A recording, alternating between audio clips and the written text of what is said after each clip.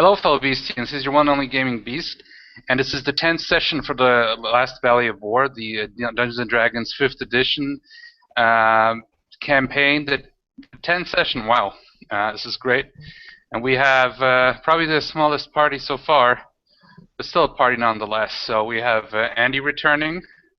What's up, Andy? And just introduce yourself and your character. Hi, my name's Andy. I am playing Avelius Garanon, a noble human war mage who is trying to live up to the standards of the gentleman adventures from his favourite childhood stories, but is finding out that reality is frankly terrifying, and is trying to come to terms with the fact that he's a little bit of a coward. Nice. And we have Charles here. You want to introduce yourself and your character? Hi, I'm Charles, or Charlie, and we're playing Aaron Silverbow, the sniper, sharpshooter extraordinaire. And however, he does do a good tickle and laugh, as was shown in the last episode. And with that, he remembers the puffs of smoke and everything else that comes with a dragonborn that's in a laughing mode. So we're looking forward to this illustrious party to have such a great time at the carnival. Over to the DM. Awesome. And last but certainly not least, of course, the one and only David. Awesome. I'm David, the Bard. I'm playing Adria Starflower, the Bard, of course. The Bard of College and Law. I'm a little Mrs. Know-it-all. But she's on a personal mission to find the harp of her goddess that was stolen by an evil and disgusting hag. But who knows? She might find it in this underworld that we are in. But that is her personal mission: is to find the harp of her goddess from the disgusting and fearful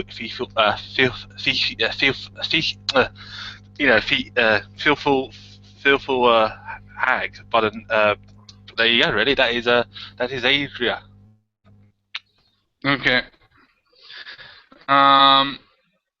Yeah. So awesome.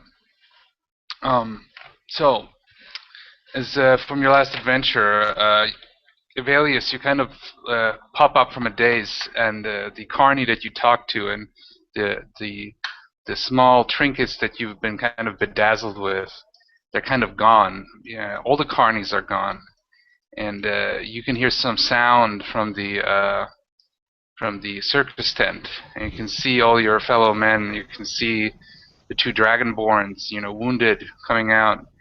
You can see Aaron and Arya Starflower coming out, and yeah, that's pretty much everybody, right? Yeah, and yeah, they're coming out. They have wounds like from a battle. Go ahead. So I look around. I'm assuming I was standing at some kind of tent with an array of bits and bobs, which is now deserted and empty. It's like, yeah. There's the chap, and I was going to buy the thing with the. What happened to you guys? And I hustle over to them. That is a good story. That's a good question. Let me tell you, my good wizard. Sit down, and I tell you a tale of great battle, the great the short version. The short version. Like, give me the précis. Well, we went out of character, Charles and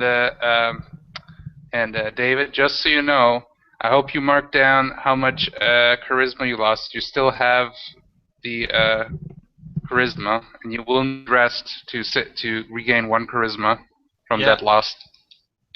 Okay, yeah, just saying. One back. Yeah, roger that. You haven't gained 1 back yet. You haven't rested yet. Okay. Oh, okay. You just came out of the tent. Alright, cool. So I say, well, we were invited to a nice little show, and we bumped into a fey clown that drained us of our enjoyment and our laughter. It was very nasty indeed. But we defeated the foe, and now we are most weary from our duel and our fight. Clown? Is it still here? Yes. No. And you The defeated clown it. It's gone. Yeah, You're sure it's gone? It's definitely gone. It's not going to jump out and... Okay, that's good. I don't like clowns. Oh, okay.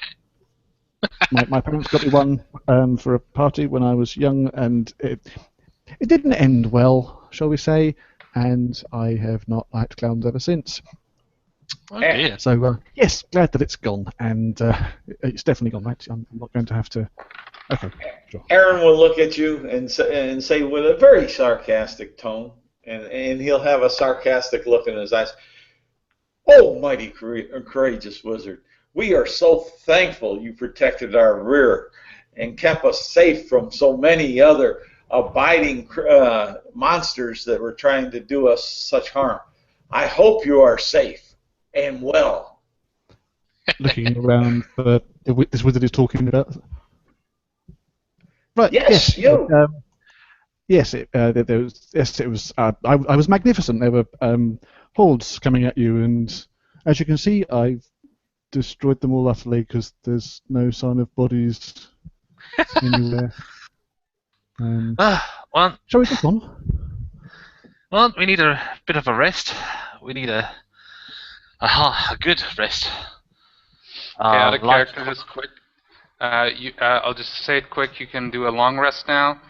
Remove one of your food items, and you have also less water now, or whatever drink you have. Okay. Okay. So if we do the long rest, that gives us back one of our charismas, right? Yes, you will regain 1 charisma.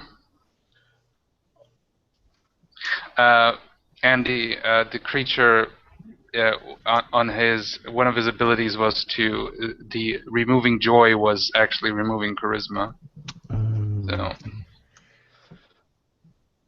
And after all this rest and everything, you'll notice that Aaron, when he addresses you, is a lot nicer and kinder. Avelius is an old hand at receiving abuse. Experienced at it, well practiced. Well, it seems this place is a dreadful place. Somehow we need to press on, get out of here as smoothly and as quickly as we can. But there, Bart, do you not want some more cotton candy and peanuts? Yes, but this place seems to be lack of enjoyment, and it seems that this place is dedicated to sadness, it seems. I don't know. Ruby and myself, we were rolling with laughter. Yes. Uncontrolled. Ruby and Sora, they are not really interested. They're just kind of sleeping. They're just kind of talking and sleeping and not really interested in the conversation at this point. Yes. Did you find anything interesting when you defeated the whatever it was, other than... No, we didn't find anything interesting. He just puffed into dust and and that was it. That was the end of his body. He just turned to dust and he just died like that. This place is very creepy. Aaron will say, the only thing interesting was that his minions or friends seemed to be almost soulless, empty, husk of their former selves. Like zombies? Nah, they moved a little smoother and their flesh wasn't rotting. But yet you looked into their eyes and you saw the pools of death, of loss of humanity, and the deep sorrow that must have been there. Only from my perception and from my students. Yes. Mind control. Clown. Well, we should probably move on and get away from this place then, seeing as we haven't actually achieved our primary goal yet of finding... Suddenly, in front of you, there's a little poof of smoke. Poof, and you can see like a tiny egg person like Humpty Dumpty, and he's about yay big. But he has a quite mighty voice. Says, "Well," and he's got a big grin on his face. "You don't like the place here? Why is that? Didn't you like the entertainment?" And he starts dancing. He's got a little walking stick, a little top hat, and a little suit. I shriek a little bit, jump back. But what the hell is that? I don't know. Aaron That's very rude, sir. Aaron My pulls name? his bow and notches an arrow. He doesn't release it, but he just, with all of a sudden a poof, and after all those events, it's like, oh shite, they're coming again. And he's just holding that action there. They're like, what is this? Well, what is your name, pray tell? My name, he bows down very cordially. My name is, and he's really creepy looking, like creepy face egg person. And he says, he bows down very cordially, like almost like theatrically, and he says, "My name is Sir Edward the Egg, the Third." So, you're the keeper of this place? I'm more in management, I think.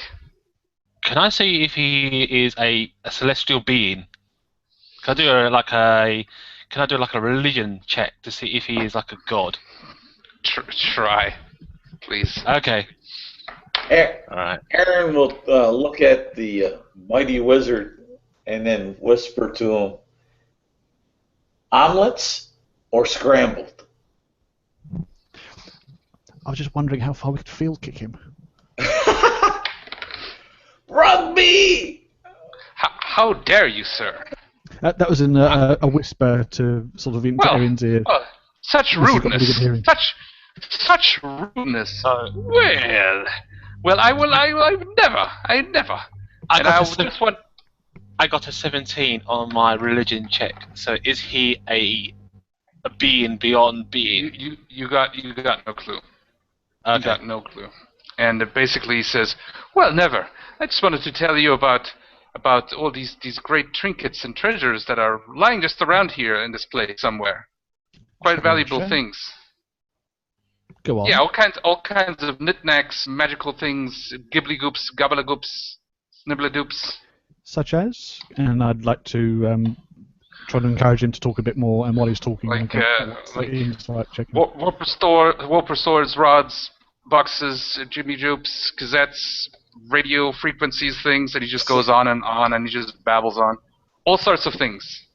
All sorts of things your mind cannot even express. I'll take a couple of steps closer. I want to insight check him to see if he's lying, and I'm also sort of positioning myself so that my dominant foot is sort of in position to, field goal. As you step forward, mighty wizard, to do this, I'm gonna put my hand upon you, and I'm gonna do a nice little spell. Without, hopefully he won't notice. And this spell is called Enhance Ability. You shall become wise as an owl, my friend. So what? Okay, you do your insight check then. What does enhance? Does that give me advantage on save or ability checks? Ability checks. It gives you advantages on ability checks. I can cast it. It's a concentration spell, and it has to be a willing. It has to be a willing person or willing creature. Cool.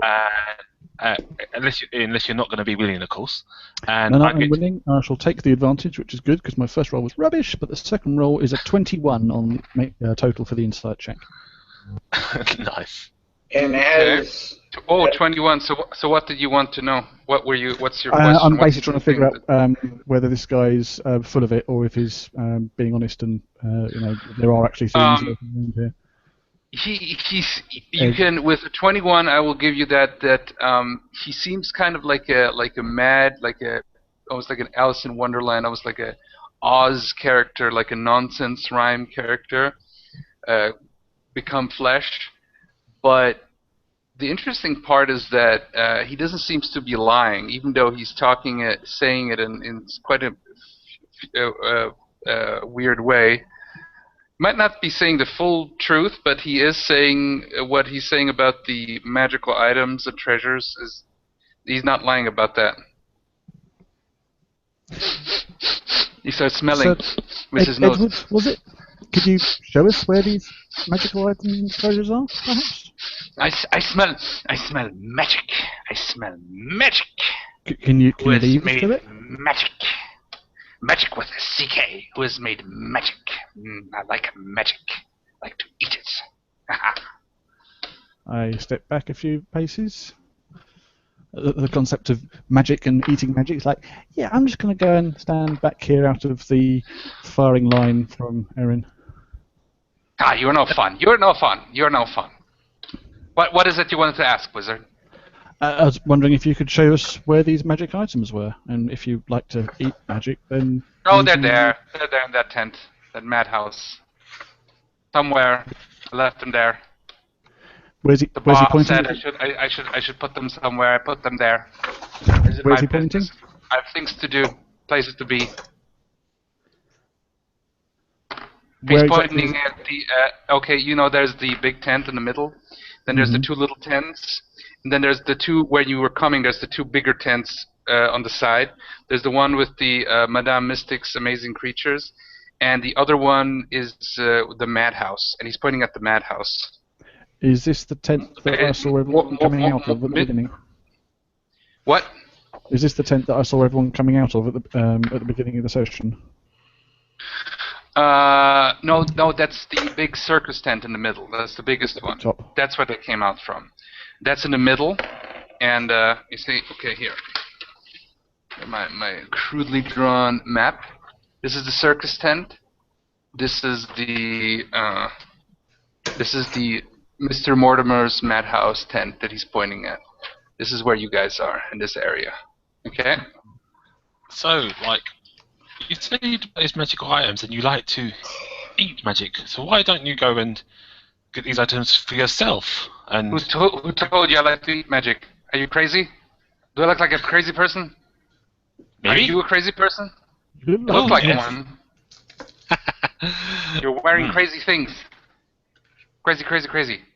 Ah. I take a few There steps might back be some to- lamp. You rub it, some stupid like fart thingy comes out, grants you some stupid wishes or something. There might be things like that, or I don't know, things like that. I take a few steps back until I'm shoulder to shoulder with Erin and go, should we go and investigate that other tent? I mean, did you look at it before while I was keeping watch at the back?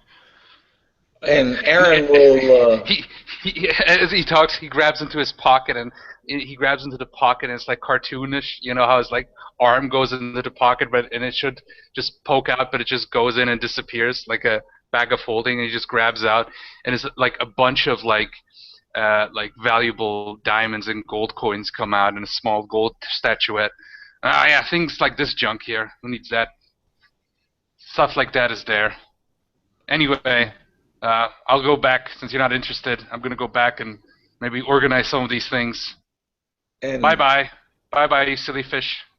And he starts dancing into the madhouse, into the big clown head, and little like coins and little diamonds and clown things head. are dripping out. Well, it's like the clown head is there, where actually, because I was a little bit inspired by you, David, with the clown head, because there was like, I remember when I was a kid, there was a fair where they had a madhouse like this with the clown head where you entered, and it was pretty cool. So yeah, And it's a giant you inanimate enter in the clown mouth. head. Well, the gate looks like a clown head, and you enter into the mouth. Yeah, I'm having not noticed it before because I was obviously distracted, being. Yeah, you were very distracted. Yeah. I see this giant clown head and go, oh, was it? Do you think we should go and investigate in the? And Aaron will say, most definitely. We didn't get a chance to go over there and enjoy that. You're fine. I know he did a funny little jig, but that's no reason to get that excited. I'm sure if you ask him again, he'll jig for you. Just saying, there's about 400 gold coins worth of jewels and gold coins and a small gold statue just lying around, like squirting profusely leaving it against like this giant clown breadcrumbs. head. And Aaron will go ahead, and what he's going to do is start walking in that direction, and he'll say, "Come on, let's follow." This might be a trap. I think we're already in a trap. That could be true. I think the best thing to do is to... What's your passive perception, David, again? My passive perception is just a basic 10. Hang on. I think my hang on. I think it's a 10. I think. So forget it. Okay, 10. What's yours, Charles? 15. 12 Okay. for me. Yeah, mine's 10. Yeah. Okay. How much for you, Andy? 12. Okay. Okay.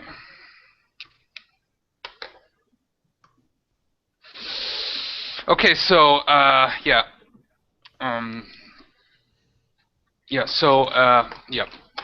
Charles, you enter it, and you enter the door, the mouth. There's a small, like a little, like a curtain that you enter, and as you enter, you can see a room. It's about 1, 2, 3, 4, 5, 6, 7. It's about 35 feet wide, and 1, 2, 3, 4, 5, and 25, like 35 feet wide, and 25, 35 by 25 feet, big, large room. And before Aaron will enter it, he'll push the curtains back where he sees that, and he'll turn to the bard, and he's going to say, "Little miss, on this curtain it says, and can't you see it? It says bards only."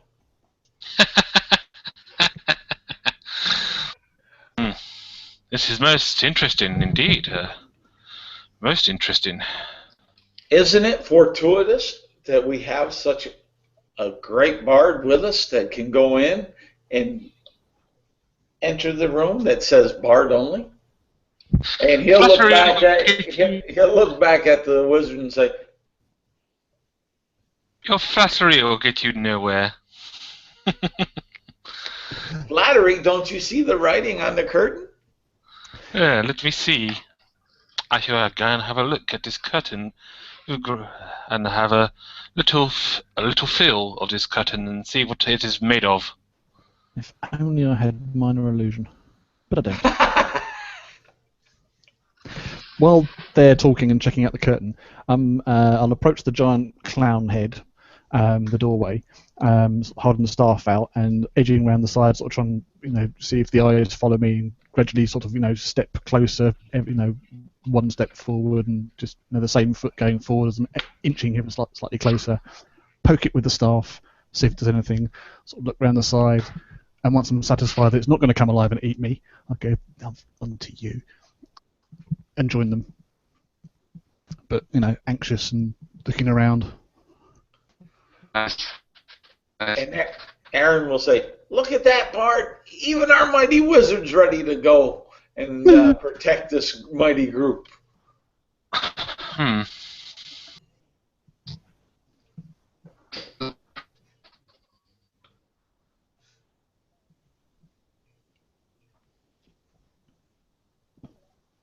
Oh, lost the GM.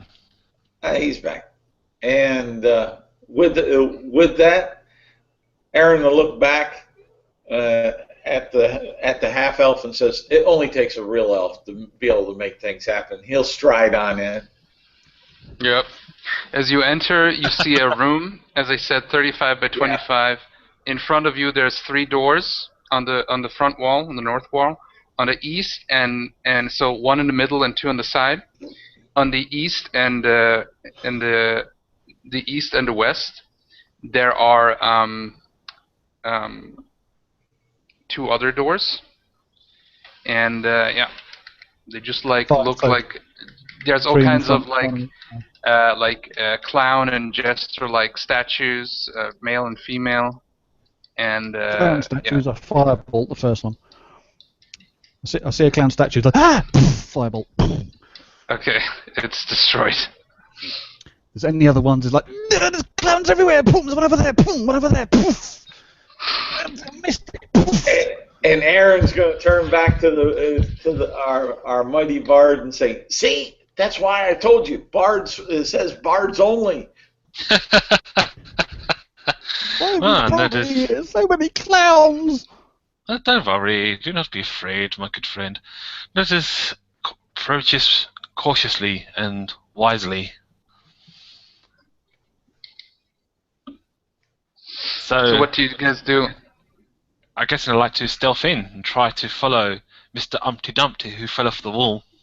Aaron will stride in confidently and go straight for door number 2 in the middle. So is it the middle one? The middle one, right? Correct. So okay, so basically as you go in, you just go straight up. Okay. Yeah, you're in front of the door. And he'll what type of handle is on it, and how's the door? What's the door look like? It's every door looks the same. Okay. They're like red, kind of like with satin, kind of royal looking with gold inlays, a little bit gaudy. With like it's like kind of like polstered, you know. It goes out and then it like goes in, right, like that. It's quite fancy, a bit gaudy, but it's kind of expected for a circus. Right, and I get out a bit of chalk. The handles also looks that it's either gilded or made out of gold. Fine, I get a bit of chalk and I'll mark a little X on the floor and point an arrow pointing towards the door. And I say, okay. After you then, Ranger. You're the most stealthiest of all of us, I guess. Aaron will just, like I said, stride up to the door. He'll reach for the handle. When he reaches and touches the handle, he hasn't done nothing quite yet with it.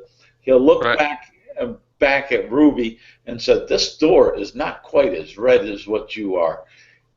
It has a way to go to make your glorious rosy and ruby color." And at the end of his little twist, he'll go ahead and try to open up the door. Okay, you open it up. It opens fine. There's a small corridor, about like 15 feet. Goes in. Pretty well lit. There's like small this is also the light sources are little candles, and they're quite they look like maybe like oil lamps, very fine, crystalline. Everything seems really fine. Kind of a mixture out of classical Renaissance and classical period, you know, mixed with like the like carnival and clowns and kind of stuff. So it's pretty well lit. And the end of it, you see a curtain. Okay, as we keep walking forward, I'll mark the floor with an X pointing towards the curtain so we don't get lost. Do you have chalk or something? Sorry, I didn't understand with what you're marking. Chalk, okay. Yeah, just marking our. Well, it takes a while because the floor is kind of upholstery, but it works. Or the walls, whatever a good surface to write on. We're following the egg dude, are we? You don't know where he went, but you're just going straight. Yep. Okay. I'm following the signs that says "Bard only," and I'm looking. I'll be pointing on down at the end of the hall on that curtain and said, "Don't you all see that? It says Bard only." I look closely at the curtain. Presumably, I don't see anything that says "Bard only," and I just kind of look at Erin and raise an eyebrow, like, and I take a step back behind Erin. Sure. Why don't you go and open it first? It says barred only. I do not know what's going on. I don't know what's going on with him, but it seems this place is affecting him. Anyway, Maybe you just should press go on. check it out. Just press on.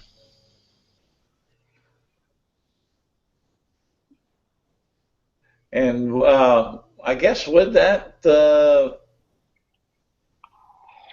since the bard said to press on and that evidently it's a safe passage and such, Aaron, go ahead and take a 10-foot step on it. He'll march in 10 foot. He'll look around. Okay, this is what you see. As you pull away the curtain and you walk in, it looks identical to the previous room, including the chalk marks, the destroyed like statues, identical. And you can actually see the door open, the middle door open, and you can see yourself from the back. So you can see Andy's character from the back. And Aaron will turn around and walk right straight back to our mighty wizard and say, "Don't you see that? That's why it says barred only." What are you talking about? And I'd take a few steps forward and pull the curtain aside and stick my head through and have a look around. You can see on the other side of the door open. You can see yourself on the very end, looking inside of the other room, going into infinity. Pull my head back, look around, stick my arm like, through, wave. Yep, and it waves back. And I see my arm. It's kind of like a portal. It's kind of like a portal effect. I hustle back to the main room, pick up a hand-sized chunk of broken statue, go back to the curtain, look back at the way we came in, and throw the rock through the curtain over my shoulder. Okay. Roll a throwing your throwing roll, please. I'm just lobbing it over my shoulder. I'm not hurling. It's just like a. Oh, okay. I Yeah, get to it go falls through through. the curtain. It falls through. Okay, so we're not going this way then, because that's weird. It's because it says barred only down at the bottom. It doesn't say barred only. It does so. Oh dear. I have a slightly panicked expression on my face. I double back to the entrance, all the way to the entrance that leads out, and see if I can actually exit the tent in its entirety back towards the mad clown head. You're running back to the room. Yeah, I'm just making sure that I can get out. Yeah, as in the place where you got in, and no longer can you go out. You just go back into the infinity loop. No! Oh God, we're stuck in here. We're all gonna die in here. That's because the bard didn't go in first. It looks like we have been mazed. Everybody roll a will check. Wisdom save or just a willpower? Wisdom save, yeah. Wisdom save. 12. Tell me what you got. Aaron got a 12. 12, okay. Also a 12. I got a 13. Okay, all of you for a second. As you are looking into the other room, you thought you saw this cloaked, hooded figure just for a second in the very distant, and he disappears. Is this the same cloaked figure we saw in our myconid mushroom? Exactly that way. Yeah. Yep. I quickly try to follow that person. What you're trying to do? As that person stepped out, can I see where he stepped out from? He's not stepping out. He's way in the distance. Like, you just look into the other room, and it's like barely a small image somehow in this kind of infinity loop thing. See, there goes the bard. Aaron to say, I told you. And It's a fraction of a second, barely, and he disappears again. Like What you're is not it even with sure you if and bards? you're not even sure if you've seen it. Hmm. In the main room, you said there were, make sure I got it right, there's 3 doors. So we came in one door, there's 3 doors opposite and 1 on each side. So There's it's basically the door that you got into. Then Yep. there is the middle door on the other side. Then Yep. there's the curtain. Then it continues to the main room. Oh, Then yes, there's the middle. Then there's the door. Then there's the curtain. Then there's the and so on. But the first room that we entered with all the statues that are exploded, Yeah. that had 3 doors opposite the main entrance and 1 Yes, door on it's each the side. same. Everything is the same. There's 3 doors, 2 doors on the side. That's also identical. 2 doors on the east and west, and 3 doors on the north. You've been going through the middle door.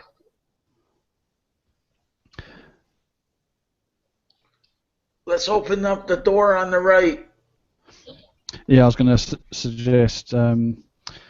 Because the right can never go wrong. There. So, yeah, just yes, pick a door. Let's go with the right, since it can never go wrong. Okay, so that's on the right, right from the middle door, right? Yes. Oh, okay. Yeah. Yeah, it looks identical to the other one. So yeah, what do you want to do? Just open it? I will. Wait a minute, Aaron. Get your bow ready just in case something jumps out at us, and I'll use Mage Hand to open the door. Okay. Aaron, I have his bow ready as the courageous and mighty wizard that has such great power and intellect and insight. I'll use Mage Hand to open the door while I'm standing behind Aaron. The door opens normally. And what do we see? Give me 1 second.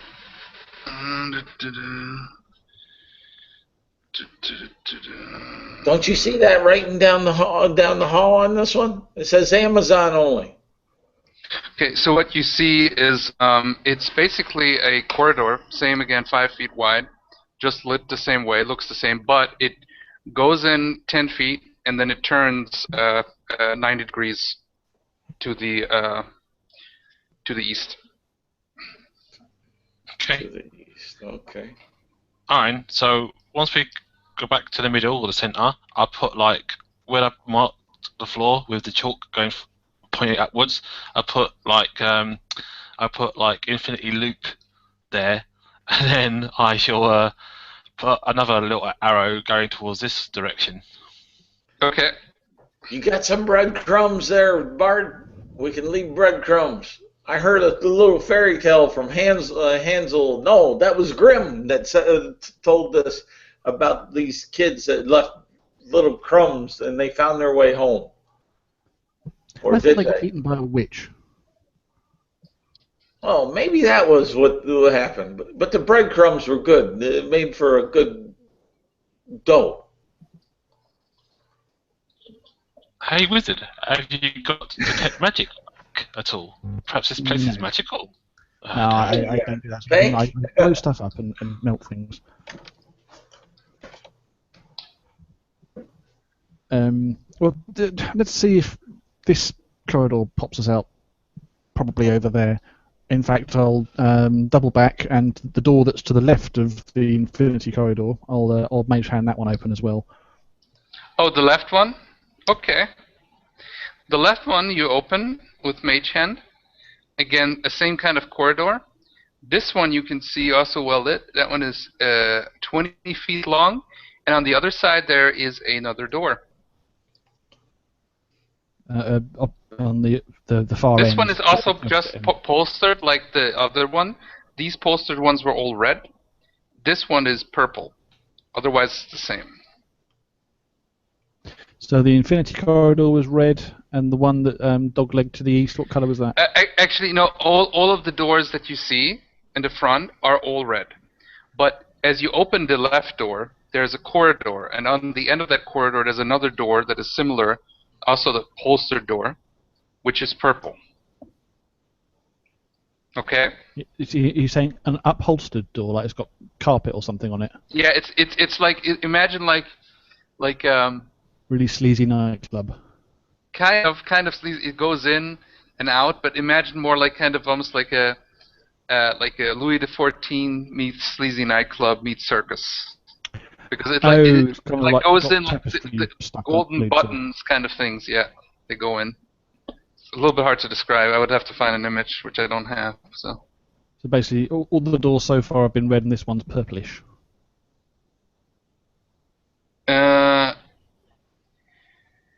One second. Okay, 1 second. Yeah, this no. So everyone, the one in the rooms, they're all red, and then on the left one, you open it up. There's the corridor, 20 feet, and there is another door. Okay. Yep. And that one is purple. Okay, so the central room, which had the statues in, that's got the 1, 2, 3, 4, 5 other doors apart from the entrance in it. The 5 other doors Yep. are all red. Gotcha. Yes. Yes. Don't you see it down there at that other door? It says "Welcome all." Adria, has Erin been drinking? No, but I think that this place has perhaps affected his mind of his sanity and his. Did you get hit on the head in your last encounter? No, I guess the clown has perhaps done something to his mind or done something to his personality. I don't know exactly what has happened to our faithful companion here, but he should have resisted from the evil clown's charm. But it seems that his elvish blood wasn't strong enough to resist such a foe. Everybody roll a wisdom roll. So just roll your dice d20, add your wisdom modifier. And with that statement, Aaron will say, "I'll show you how good my elvish blood is," and he'll stride towards the purple door. And he also has a 12 for his wisdom check, as he rolled the same thing. Okay. I got a 13 again. Okay. What did you get, Andy? 4. 4. Andy, as you look around, you can see in the air this kind of it looks almost like a mime, but it's like a hologram, like a ghost, very scary looking, and he just looks at you, and he does this to himself, and as he does this, his finger becomes long, and he slices off his head, his spectral head, and takes it off, and then he throws it at you, and then disappears. So this was a spectral mime. Mimes look kind of like clowns with a white pancake makeup. Yep. I'm Yep. freaked out Well, by instead clowns. of the but other pancake people- things, he's got like a mask, like a full white kind of Venice mask. His no mask. Yeah. I don't know if you've read my comment in the comments bit, but when you first described the big gribbly clown from the previous session where I wasn't here, I made a wisdom check to see if my character was afraid of clowns. I rolled a 1, so I'm terrified of clowns. I'm actually phobic of them. So this ethereal mime nice. starts going, and I go, ah! Poof, firebolt, I should say. I just firebolt the image. His image is gone before the fireball hits it. The fireball hits the wall. It fizzles a little bit, makes a black spot, and just doesn't make it too big fire. There's just a black spot. Ghost clowns! We've got to get out of here! And I hustle down towards the purple door that Erin is at. Okay, I'll hustle as well. Okay. I'm actually quite frightened now, so I'm going to hoof the door open. Okay. Actually kick it. You kick it open. It opens, and you can see a mirror maze, like in the carnivals, like where you see mirrors and everything. No way! And I just start smashing them with a staff. Not doing fucking mirrors! It's bad luck! Stop, Aaron says. As you start trying to smash the mirrors, they don't break. Like, it just doesn't make sense. Like, mirrors should be brittle as crap. And I try to leap. Well, they got freestanding, floating in midair, stuck to walls. What are they? They're standing. It's a mirror. It's a mirror maze. Like in a carnival. It just looks like a normal mirror maze. You walk around, you see Pretend mirrors I've never been everywhere. to one. So Okay, basically, the walls are coated basically, with mirror. imagine a maze that everything is made with mirrors. And the interesting part is because everything is with mirrors, sometimes you think you see somebody, but it's actually a reflection. It's in old like carnivals and like fairs and stuff like that. I don't know if they have them still, but I remember being in one, and it's pretty cool. They have them Oh yeah, sometimes in movies, fun houses. in fun houses. Yeah, yeah. Let's keep to the let's keep to the right of the mirrors and follow the maze. Hopefully, this will get us somewhere. Okay, give me a second here. Lead the way, Bard. Lead the way, Aaron will say. Okay, so she You have the chalk. Lead the way. Yeah. well, chalk can't write on mirrors, but my little makeup kit could perhaps leave a little mark. So I get out my makeup box and mark a little dot on each mirror I go past. As you try to do that, it doesn't mark. It's like perfect. There's not even smudge, not even some dust, nothing. Oh, can I see if this mirror is Arcana? I don't know. Do you have an ability for that? Arcana is just to see if it's magical. Like Arcana is like something to do with magical in it. That's magical lore and knowledge as opposed to detect magic. No, detect magic is That's like if that would be, it's like a radiation detector. So you detect magic. Arcana like magic history knowledge. Yeah, it's like occult, Arcana, magical knowledge, magical lore. Yeah. So you could roll and see if there's magical, indestructible mirrors. Yeah, I was going to say the unmarkable mirrors is certainly something artifacty which might appear. Yeah, I like to do an Arcana check to see if I know anything about this mirror. I'm too freaked out by this, and I'm sort of stubbornly poking at it with the stuff. It's a break. I don't like this. Is not good. I don't know. I want to go home. Smack, smack, smack. I got a 14 on my Arcana check. Aaron pointed at the mirror behind our mighty mage and says, "Oh my God! Look at that clown!" Ah! Turn around, firebolt! You bastard! I swing the staff at Aaron. Don't do that to me! It's sort of half-hearted, not an attack. The equivalent of a playful punch on the shoulder. You didn't see it? I saw it. Okay. So, then you can wait 1 second here. Okay, one second here. I gotta check here something. Are the mirrors susceptible for fire damage? You want to test it out? Well, I just shot at the clown that Erin saw. Oh, it just fizzles. It just kind of just fizzles out. And, Aaron will go, ooh. Like there's not even. So. Is the floor and the ceiling also mirror? Yeah, everything is mirrored here. So. Okay, here we go. This is what I was looking for. Aaron will say, "Wouldn't this make great armor? They could shoot fire bolts at us." Suddenly you hear this person screaming like, "Hello there, my friend." Is it the Eggman? Is it the same voice as the Eggman? It's give me a second here. I didn't discover anything with my Arcana check, though. And okay, so he says, "Why don't you come in? I have a little rhyme for you. I found that. I thought it was quite good. Tell me what you think about it, okay? There was a man so wise, he jumped into a bramble bush.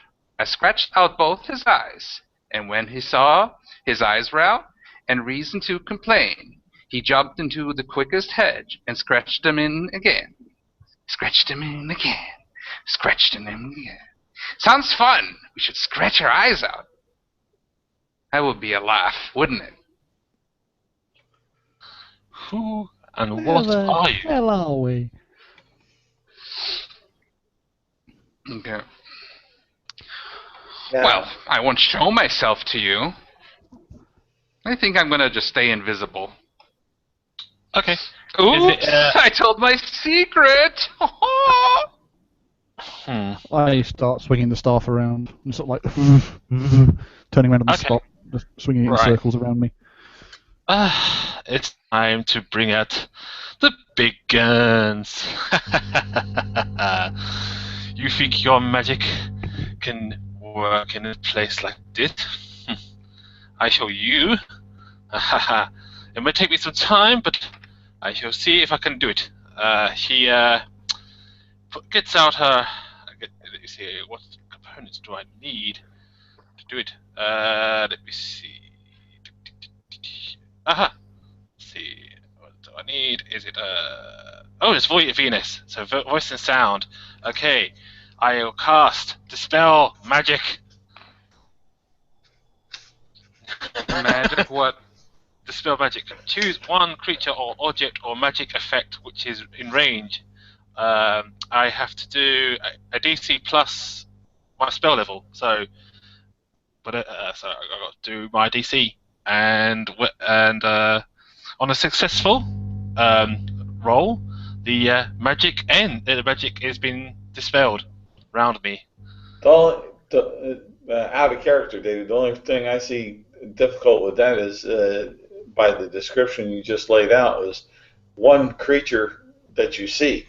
If he's invisible, you don't see him. You don't see jack shit. It doesn't actually specify that you see, though. Okay. So which spell it is? I'm here at the spells. I'll just check it. Dispel Magic. Choose one creature or object or magic effect within range. Any spell Magic? or yes. Or it says object or magic effect within range. Any spell of 3rd level or lower, the target ends for the spell, or 4th level or higher, the target makes an ability check using your spellcast ability. The DC equals is 10 plus your. Plus the spell's level, and you have to make that check. Yes, I have to make that check. Yes. So is there? Do you have to actually see the person? Well, it doesn't specify that you need to see it, although it just says you have to choose a creature, object, or magical effect within range. What is it again? See magic? Yes, it says choose a creature or one creature. I'm not sure how that would work against an invisible target. I know what they were trying to do, trying to dispel the invisibility, but you need to know where to aim your spell to counter the effects of another, assumingly magical ability. It says object or magical effect within range. Well, if you have see invisibility, that would work. It has to be within range. You have to know where the target is at to be able to go, I should dispel the magical effect on that thing, but you don't have anywhere to direct the thing. Can I do a perception to see where the voice comes from? Then do the spell. Can I do that?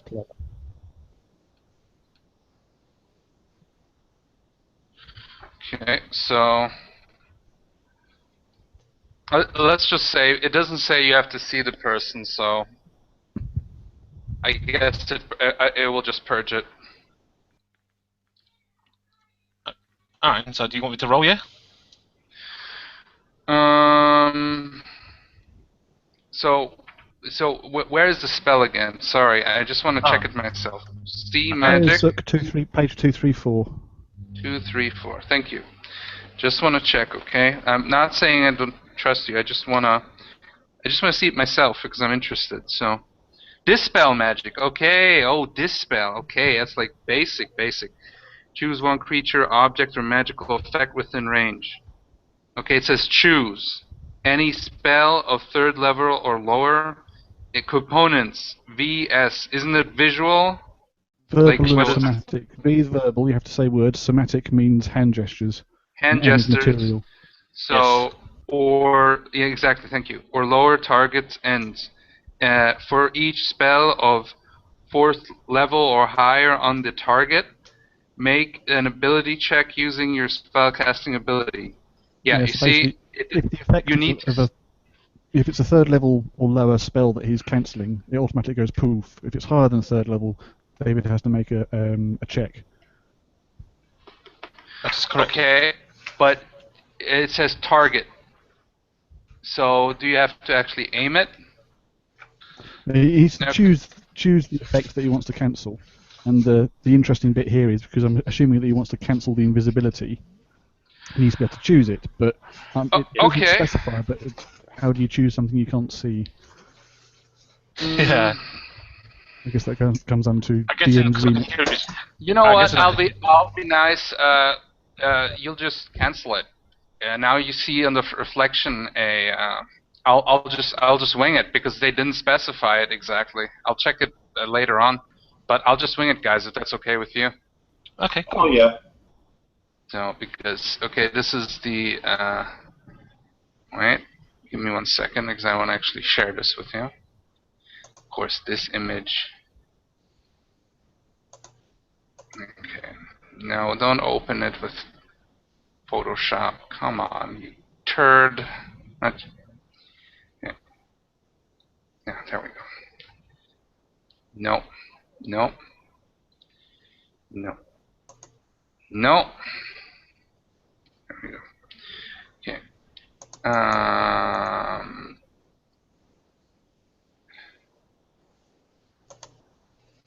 There we go. That's what I wanted.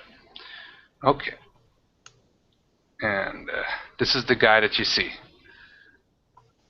Haha, now you see me. Good trick. Good trick. Wait, do you see it? No. Nope. Oh, shit. Blue icon. Damn it. There we go. Now it should work. So this is the guy that you see, and he's kind of dancing, grinning, wide in his eyes. Ah. So, Now, and he's just is dancing. he an image in the mirrors, or is he a physical presence in the hallway? You could see him in the mirrors reflected a bunch of times. So you don't know exactly where he is, but he is visible again. And he says, "Haha! Now you see me. Good trick. Good trick. I think it's time for another one." Okay, so give me a second here. And let's just do initiative at this point. Okay? Everybody roll initiative. 13, and we have a ruby. Let's see.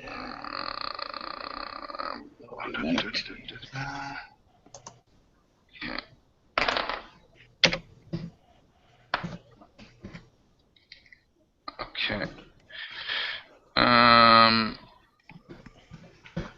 9 on initiative. Okay, so. Okay, and David, how much you got? Oh, Juve! Hey, nice for you to join us. Welcome, Jimmy. I got a 17. Okay. And Charles, you got a what? 19. Okay. Andy, you got a. 13. Okay. Now, before we continue, I gotta bring up Juve to thing. Roll your initiative.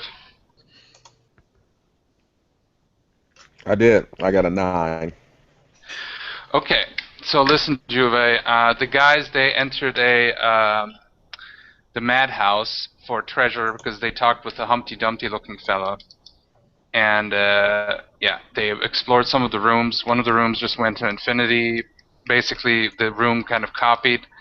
Now they went to another door, and they encountered this guy, this chucklefuck, who was invisible, and now he's visible because of David's spell. So we'll say that you've been there all along, okay? Vicky's character is still outside healing up. Okay, guys? Good. And it's the mirror, Yep. guys. Okay. So the first person who goes is me. And so the purple jester. Okay? And what he will do...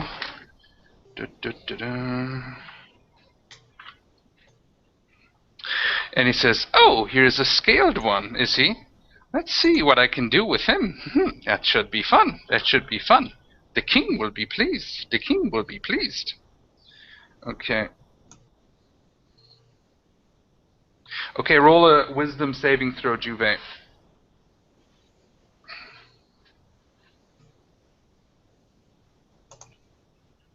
So roll a d20 and add your wisdom modifier.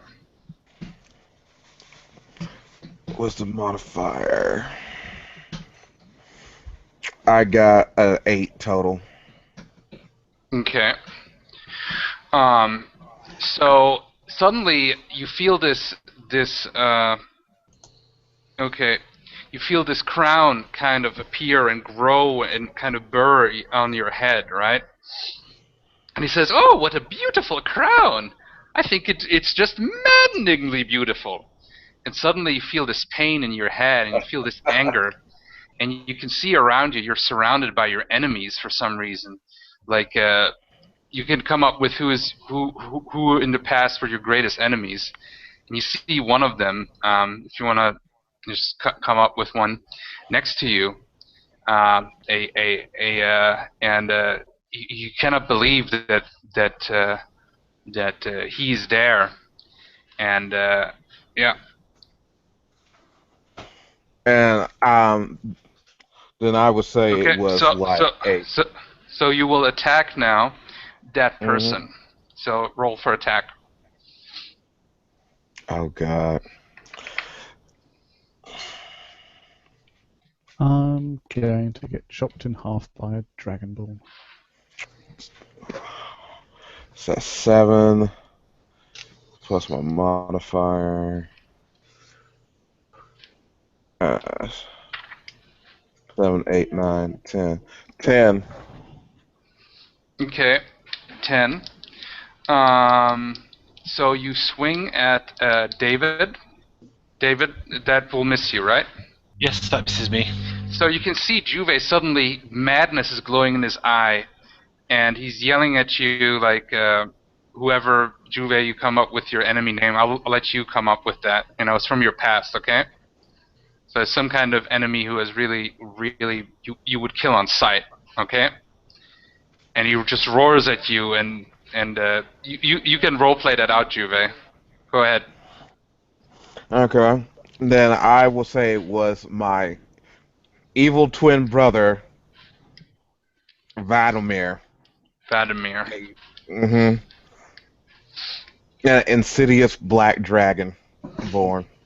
An evil-looking black dragon, holding his, and he just looks at you with his weapon of choice, whatever that is, and he will. You can come up with that since it's your past. Yeah. And I'm like, he's just. I yell at him, "I will kill you. You will die." And suddenly you see that area and the others. Suddenly Juve has this crown on his head. It's almost like burrowing into his head. This jagged, wicked-looking crown, almost like made out of like just Oh, yeah. bones and things. And he just and his eyes are glowing, and he's just saying, "You shall die." And he just looks like a mad and angry motherfucker at this point. And he swings at you, but I think your AC is how much? My AC. Juve, did you add your bonuses with that? With my bonuses, it was a 7 plus the strength. If I remember correctly. Well, your strength and your proficiency, because you're using proficient weapons, right? Yeah. So okay, so that's 7, 8, 9, 10, and attack bonus 5. So that's 5, 6, 7. You just add the 5. Your attack bonus is your strength and your proficiency already factored in. So just roll the dice and add the attack bonus. Yeah. Yep. So that's 7 plus 5 is 12. Yes, that's what I have total. So 10. Yeah. 12. 12. I mean, sorry, 12. 12. I think that still doesn't hit you, right? Nope. David? No? Nope. So he's swinging it in great anger. You can go ahead if you want to describe the dodging or whatever. Go ahead, David. Okay, or your so, reaction. I recognize this spell and I go, Crown of Madness. Good one, clown, but your magic does not work on my friends, and once again, Oh, I shall dispel the magic upon Juve. 'Cause I can. one second. As he was casting the spell, because something. There we go. There we go. That's perfect. I forgot to do something, and I apologize, but I'm gonna do it now. Hey, what do we have here? Okay. Okay. Suddenly, as he's cast his crown of magic spell and cackling, suddenly out of his body comes this kind of weird energy, and suddenly he just disappears, and you disappear. Everybody disappears, and you're invisible. Ooh. We're all invisible. Yep, you're all invisible.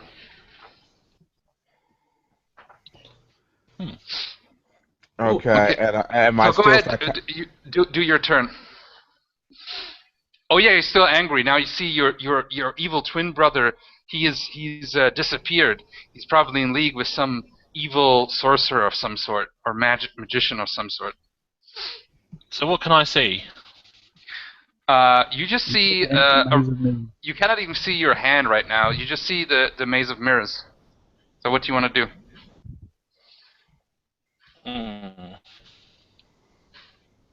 And he says, that was what a wonderful side effect. I love it. I love it. The nothingness is always the most beautiful thing. Yes. So the nothingness, the void. Can I still see the clown or not?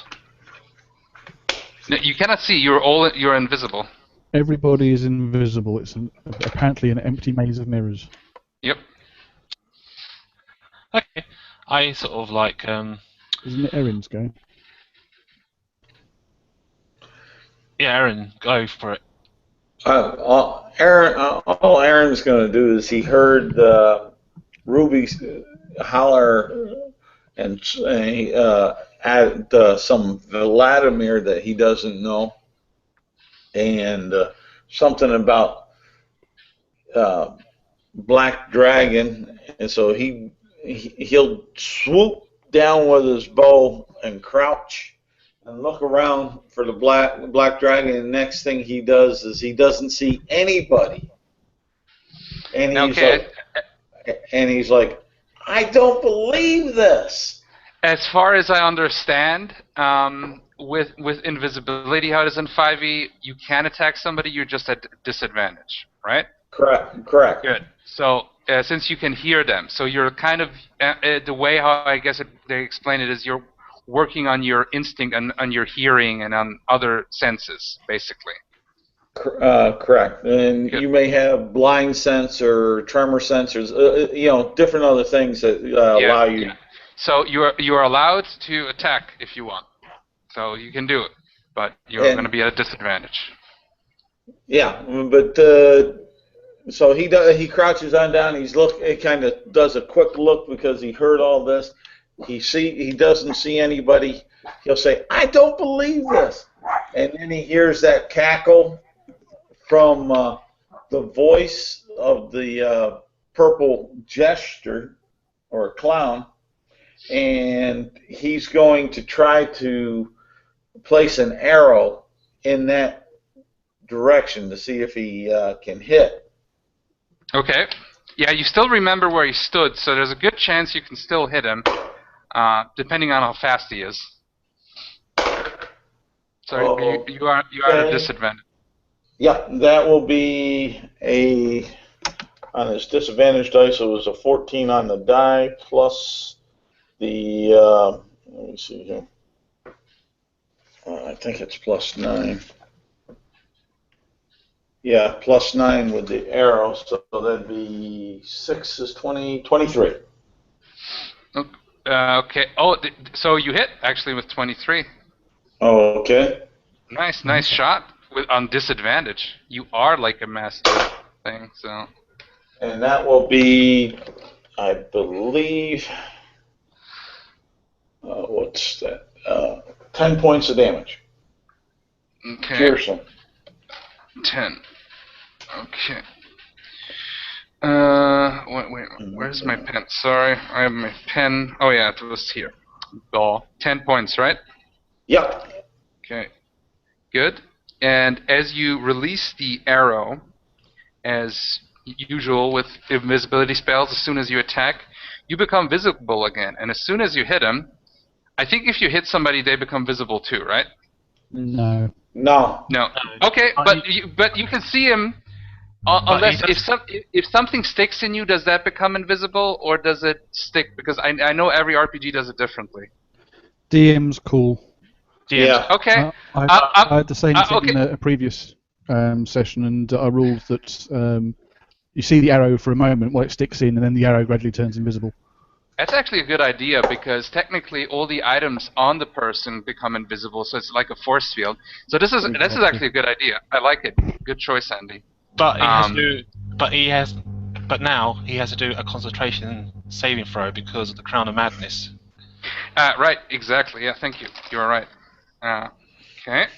So Crown of Madness and concentration. What's concentration again? Me and my brain. Let me just check my sheet. 10 or half the damage, whichever is higher. That's a wisdom check. Yes, yeah, wisdom. Okay. It's a con check. Constitution, sorry. Yeah. Oh, con. Yeah. Thank you. Okay, and how much did I roll? And I have to get 10 or above, right? 10 yes. or half the damage taken, whichever is higher. Okay, I made it. Higher. It was 10 damage, so yeah. So you hear him like wince, like wince for very quiet, like, and then he says, "Ah, you shot me, you little bastard! Nice shot." and you can see some blood trickle out. Yeah, but it's weird. Actually, you don't see any blood. It just hits and the arrow disappears. And okay, so next, and yeah, he still keeps the concentration going. And good shot. And the next person, actually, I think how it is, it was actually first Charles, and then David, and then Andy. Okay, so we had Charles now, so David, and then Andy. So on her turn, she gets out. She goes into her little components, and she gets a pinch of tack and a small sparkle of powder of silver, and closes her eyes and rubs it on her face. And she wishes to do see invisible. For the duration, you can see invisible creatures and objects as if you were invisible, and you can see into either planes, either creatures and objects appear ghostly. Yes, okay. Go ahead and do it. Like, do you have to do? Is there any saving rolls or anything? I don't think, right? It's just it's a self. I do it on myself. It's a VSM. So that's what I've done. Voice, sound, voice suggestion, and material. As you cast the spell, you become visible, and you can see all the other ones, including the purple jester, who are invisible. Cool. Okay. So that's my action. That's what I do. He has an arrow sticking out of him in his shoulder, and there's some weird stuff you can't quite see in the hole. But anyway. Can I move? Or move? You can move. Yeah, of course. Sorry, yeah, go ahead and move. Yeah, of course you got a move action. Yeah. So I move away from Juve, sort of thing, and I guess he still gets disadvantage because of the invisibility anyway. So I move away. You're visible now, so he's at normal. Okay.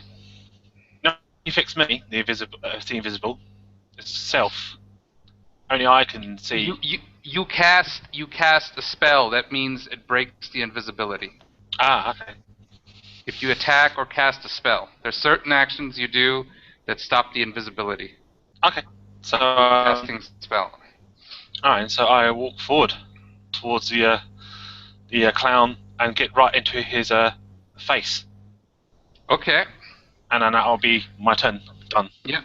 Okay, next person is gonna be we had David, we had Charles, David, Andy, our wizard. Um, okay, so everyone disappeared. Erin reappeared, shot the arrow. Adria's reappeared, has walked forward. I saw Ruby lashing out and attacking Adria. I'm vaguely aware of where Ruby was before he went apeshit and started attacking people. I'm squishy, so I'm going to crouch down into a little ball and tuck myself in sort of the corner of the wall where the wall meets the floor, and sort of make myself as small as possible out of the line of everybody around me. Okay. And then I'm sort of thinking about. Well, I could do this spell or that spell, but I don't know where everybody is. I could hit my friends, and I'm just going to make myself very, very small and hide down here and try not to get killed before the jester reappears, and then I'll think about taking a shot at the jester. But I'm not actually readying an action. I'm just hiding and making myself small. Right. You are not. You're out of your league at this point. At least that's what you're feeling, and it's all clowns, so it's your old childhood Yeah, fear. I was thinking about Imagining. filling doing a thunder wave or a shatter spell or something, but I don't know where all my companions are. I don't want to hurt them. I don't know where the jester is, and shooting invisible things I'm not good at, so I'm just going to be small and bide my time. Make sure rise. Okay, so the next person is gonna be the one and only Juve, and your enemy has reappeared. Your evil twin brother has reappeared. Well, he can Now do you have a second chance. He can do a wisdom saving throw at the beginning of his turn to see if he can break the actual spell. Sorry. Go wisdom saving throw. Sorry, I haven't done this spell yet, so apologies.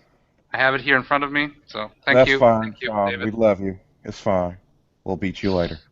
Yeah. Go ahead, roll your wisdom saving throw. Let me. Wisdom saving throw. That would be a 14. I don't see any bonuses for that. So. That's enough. That's enough. That's enough, Juve. No, that's enough in a sense where you did well. You break the Crown of Madness. Well yeah. done. Yeah. So as you can describe how you break the spell, go ahead. So I basically grab my head and it's throbbing, and I literally rip the crown of thorns off upon my head. Everything turns back to normal. Your brother turns back to David, to Arya, and the crown crumbles into ethereal matter and just disappears. And then I just say, I hurt myself. I hurt Oh myself. no! That crown was so good, so fashionable. And let me see here. One of the, let me see here.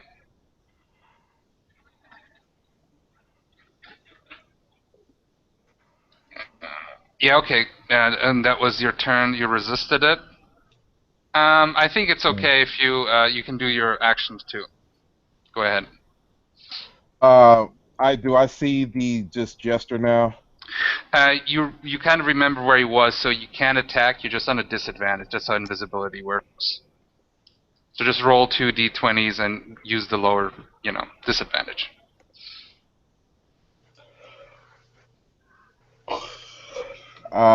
Between the two, I got 19 and a 20.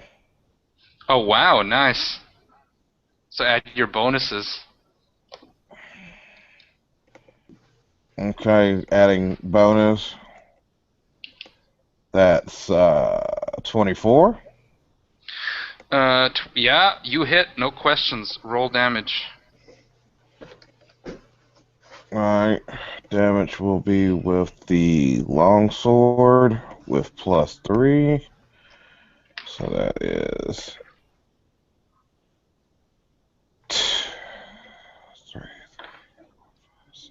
6 points of damage.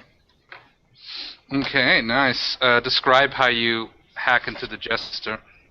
So I take my sword and level it into his collarbone, and then my second action, I'm going to set him on fire, since I actually know Okay. where he is. Okay. As you hack into him, you can hear like uh like different types of like gears and metal churning and breaking. You can see little gears pop out, and it says, "Oh, nice! You poked me. Oh, nice. I had an itch there. Yes, yes, an itch." Okay, and then now I'm going to roll for the flame damage. Do you have to do a dex saving throw against your fire breath? Yeah, and go. You do your fire breath. So the jester do So that will be jester 2d6. the jester has to do a dex saving throw against his fire breath. If he fails, he takes full damage. If he passes, he takes half. Oh yeah, dex save. Yeah, okay. Yeah, I'll do it. Okay. Dex. Okay. And what's the number I need to get? It's Juve's con. What's your con Okay. modifier, Juve? Con modifier. Okay, I'm rolling my dex, and I rolled a Con 19 in total. That'll probably do it. plus 2, 50, I got plus 2. Yeah, that saves. Okay, so then half damage. Half of 4, which is 2 points of fire damage. So he's some of his clothing singes on, and it burns down, and you can see some almost like a bronzen structure on there, some kind of metal, bronzen colored metal. And he says, "Yeah, that's some hot stuff." And he says, "I think it's time for another nursery rhyme. There was an old woman, her name was Peg. Her head was of wood, and she wore a cork leg. The neighbors all pitched her into the water. Her leg was drowned first, and her head followed after." I love that one. It's such a great message for the kids. Okay, so next turn that was Juve. So we're back on top with with our favorite, not favorite, our fucking jester. And let me see here. And okay. Okay. Okay, who's got the lowest hit points at this point? Because I'm gonna do a sleep. And Oh, I know it's the elves are probably immune. me. I know the elves are immune, so don't worry, you're not affected. 18 for Avelius. Okay, so is it 5d8? Okay. There's my d8s. 18 for Avelius. Okay. Five for Avelius. Or 18. Okay. I have 18 hit points. Has anybody got less than 18? Okay. I'm going to guess not. Well, it wouldn't affect me anyway because I'm a half elf. Yeah. We know. So. No, I got like 36 out of. I got my max is 36, and I have 30. Okay, so. Okay, so how much hit points do you have? 18, right? Yeah. I got 30 hit Okay. points. Yeah. Who's David? How much hit points? Well, it doesn't affect you, so it doesn't matter. So it's only Juve and thing. So, Mr. Wizard. Yeah. Okay, you fall asleep. This is what he says. Go to sleep, go to sleep. Here's your favorite clown jester. Go to sleep, and I slice you like a sheep.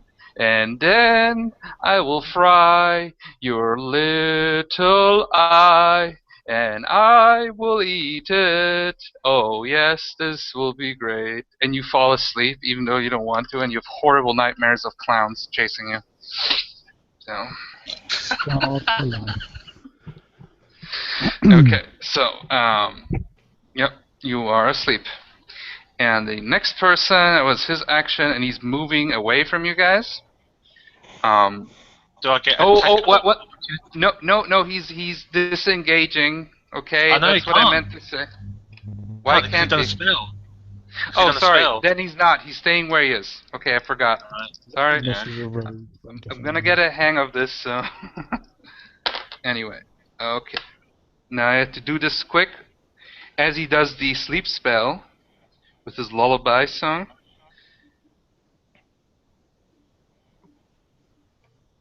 Okay, something with you happens, like some kind of, you can hear suddenly you can feel this kind of this confetti and everything coming out, and just wait a second here, there we go. This confetti and everything, like a party confetti coming out, like and it's hitting you, and it's kind of absorbing into you, and it's like, oh, that's an interesting effect. I wouldn't get pierced if I would be you. Who is you in that context? Oh, context schmontext. You're no fun. It's questions at the DM. Who is he talking to? Basically, you're vulnerable to, I'll just say it straight up, you're vulnerable to piercing damage for the next minute. Who is vulnerable? Oh, everybody in 30 feet, so pretty much everybody. Yep. Okay, and so the okay, that was the jester, and next person is, we're back on the top with our heroes, with Charles, our trusty sniper. Okay, with that, do I see our courageous wizard laying on the ground, or is he still invisible to me? Okay. I'm still invisible. Then I don't see that. I hear the voice, and I see confetti, or is the confetti invisible also? It just kind of flew out of him, and Isn't and it he kind of just visible now, absorbed seeing into as your he cast body. Sleep? Yeah, Isn't and he just invisible now that he cast a spell? I'm assuming that sleep was a spell he cast. yeah. Of course, yes, you're right. He is visible, and also, yeah. Okay.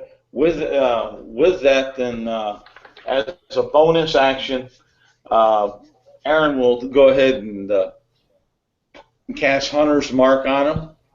Okay. As far as that, and he'll say, "You ugly thing, you be marked," and my arrow shall find its way there.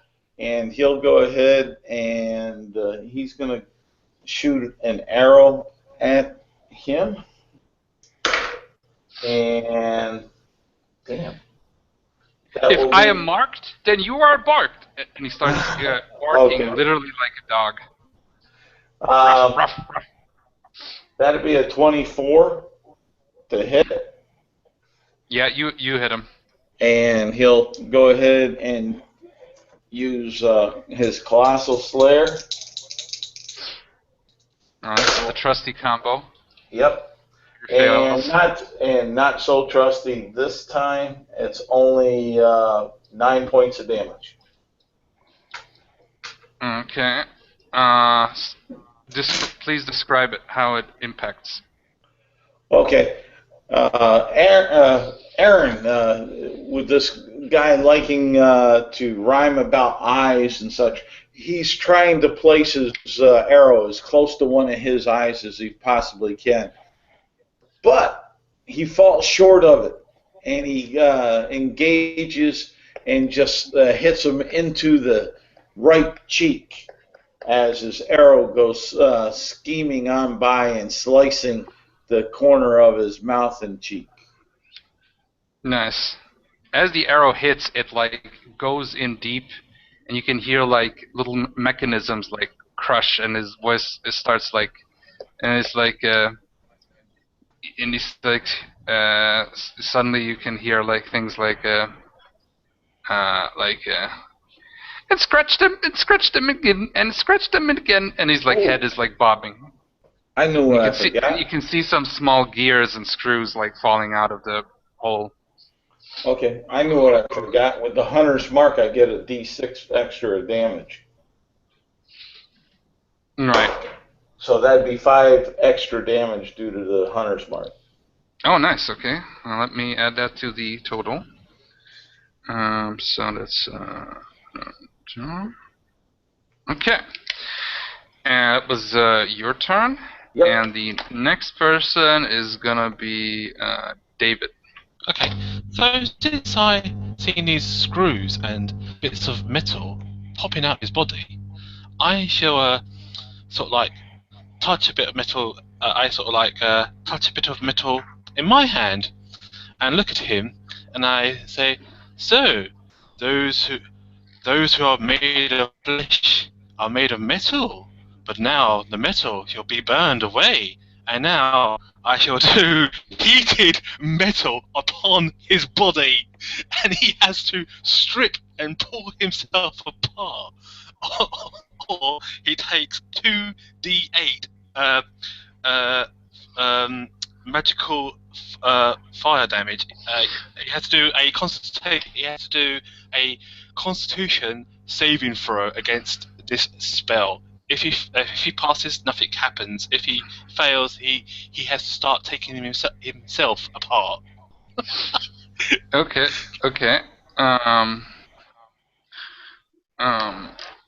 Well, he's not. It's like him. So okay. What we'll do here? I have another idea. We can do this.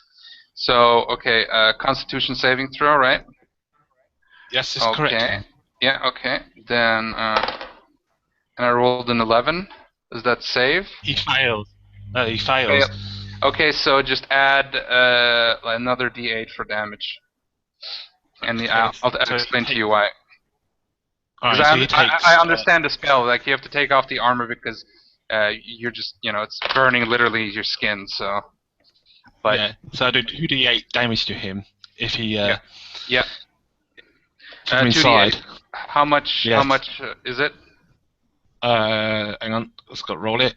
I do 4, 5, 6, 7. I do 7 points of magical fire to him from inside his metal body.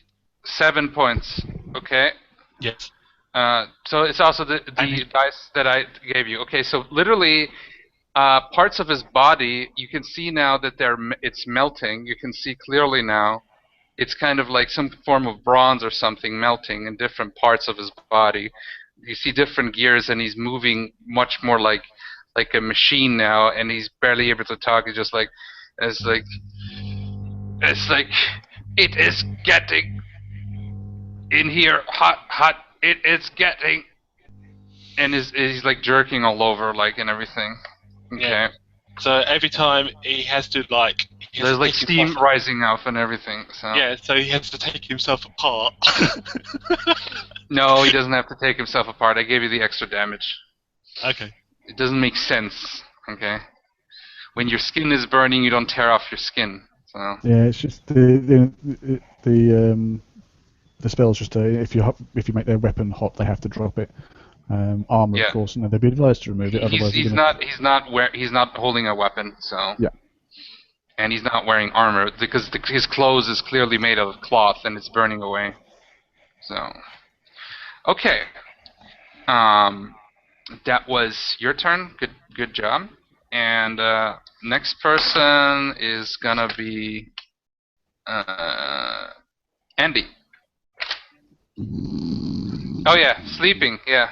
And somebody could have woke you up at this point, but okay. I'm invisible. No, that's true. Anyway, Juve, so you're like invisible sleeping. You're fine. Yeah. You're safe. You're totally safe at this point. And sleeping. Someone stands on me. Yeah. Juve, it's your turn. Is he still like burning He's or? visible. He's well. He's like not on fire, but he was melting, so a bit. He's Then somewhat stabilized at this point. He's still then combat I will. able, so. So I'm going to attack him again. 15, 15, 16, 17, 18, 19, 20, 21, 22. Okay. Oh, that hits easily. All right. That's for 8 points of damage for the first hit. Second hit is 10. Okay. And yeah, you for 10 damage. And how much damage in total? Damage in total is plus 3. So that I rolled a 8, so that was plus 3. So 9, 10, 11 points of damage. Oh wow, he had 11 hit points left. Please describe him how you destroy him. And he's clearly some kind of steampunk automaton of some sort. I kind of go into like a berserk and just start chopping over and over again till he's like nothing but a pile of gear, and I keep chopping even at the ground because I'm just that angry. I'm upset. I'm like, you dare to make me see my enemy? I will kill you again and again and again. And all And y'all see me. all you can hear is him laughing, ha ha ha ha ha ha ha, ha. And also the voice Yeah, modulator is also and breaking up. I will start screaming, shut up, shut up. As even you smash in the head, right, and with your weapons, and it's still laughing, ha ha ha, and you can find a little box of some sort with a little thing, and you start matching that, and it's ha ha ha, smoke coming out, the metal melting and stuff, and It's just a joke of Clockwork Teeth going. yeah, nice, I like that. Oh, that's a good idea. Joker style, yeah. Uh, Yeah, that's actually from Batman. When he's laughing, but it's actually his little recording It's in the from game. the first one. Yeah, One of yeah. the games anyway. Yeah, they have also that. But in the first movie, when he was thrown off and he died, he was laughing still, but just his recording. Mm. It's one of my favorite scenes. Anyway, I was out of character. So yeah, he's destroyed. And in the middle of all the rubble, uh, you can see something glinting that is not one of the metal parts. It's surrounded by some other metal parts of some sort, and it's somehow a tube of some sort, and it's glowing slightly. I pick up the glowing tube. Okay, you can see there's something inside of the tube. It's some sort of glass. I'm like, I don't know what this is. Where's the wizard? I'm assuming the invisibility spell dropped when he got smushed up. Yep. I'm asleep on the floor, curled into a ball. Yeah, So a you few can more see steps. the wizard on the floor, the mighty brave wizard. I walk over to the wizard and like kick him and like, wake up. But what happened? He's Evidently you sleeping on the daggone job. I couldn't see where he was, and you started hitting people, but it looks like everyone's alive, and it's not, so I took that as a win. Yeah, ideas how we get out of here? Well, I don't know. We just keep pressing forward. As you start moving out, you can see the entire mirror maze just shatter, and all the mirror, all the shards. You're not injured. They just shatter into little parts, and they just float around first in the middle, and then they shape and melt into a like chrome looking, like reflective, almost like a half key with some nubs, like a half key. And it's about this size. and it's it seems like a half key because like there's one side it has some things where you could use it with another part and like put it together to a full key, like a skeleton key, and it's just Aaron, floating in the air. Aaron will tell our mighty courageous wizard that, see, you destroyed the clown that was behind you. Now you're cured. Be strong. Nice try, Aaron. I appreciate the effort, but nothing can erase the torment of that birthday party. Anyway, I go over to the key and grab it. You grab it. Yep. You have the write down half mirror key. Okay. So, shall we press on, my fellow friends? Shall we continue following this maze and see where it ends? Absolutely. Sooner the better. As you move out of the room, you can see as all the mirrors have destroyed, you're suddenly standing in the middle of space. You can see actual, only your wizard would be really familiar with that. It's literally the astral plane. You can see the stars on the planets and galaxies around you, and you can see other colorful nebulas and everything. And as you move away, the ground goes away, and you close the door, and the door changes into, and as you move out of the corridor, the door kind of changes and disappears, and you close the red door, and it disappears, and there's only a wall left. That was unexpected. It could have gone a lot worse, being left adrift in the astral plane with no means of getting home again. It's a wonder we were able to walk out of the door, quite frankly. Anyway, let's take our blessings where we find them and get the hell out of this horrific place. Oh dear. Now, can I do a religion check to see if I can see any clues? Okay, of, sure. Like... Roll. That's fine. Yep. That's legit. Okay. Alright. I wish to see if I know who it is. Hopefully. If it is. Where's the druid with a high religion skill when you need one, right? The Bill. Why are you checking religion? To see if I can see what I think I know what it is, but I want to know because I want to see if it is. Right. Damn it, I failed. I got a miserable 2, so I don't know nothing. Yeah, it doesn't come to your mind, sadly, at all. You're blank. You're too. You can check it maybe later. Okay. Okay. But however, maybe our wizard here can figure it out.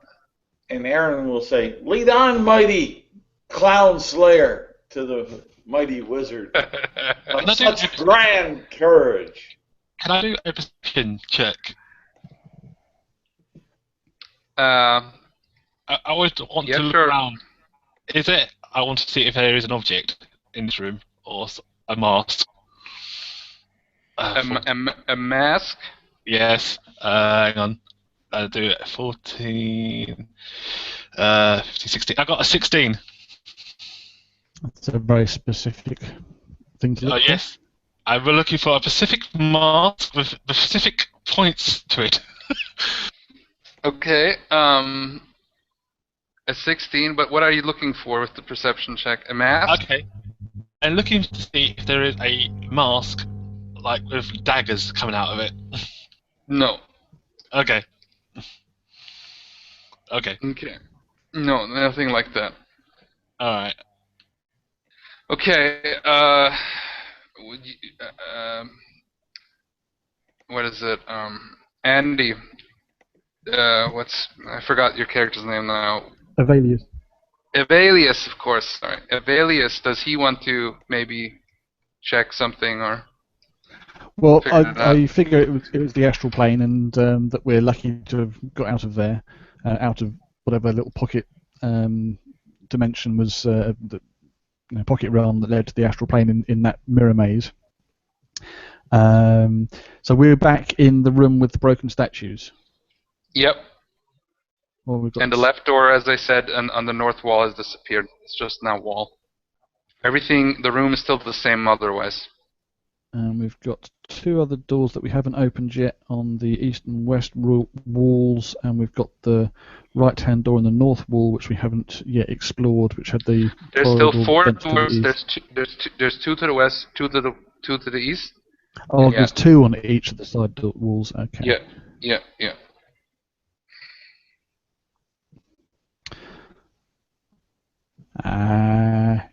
Well, let's try that one over there, which we opened but didn't explore.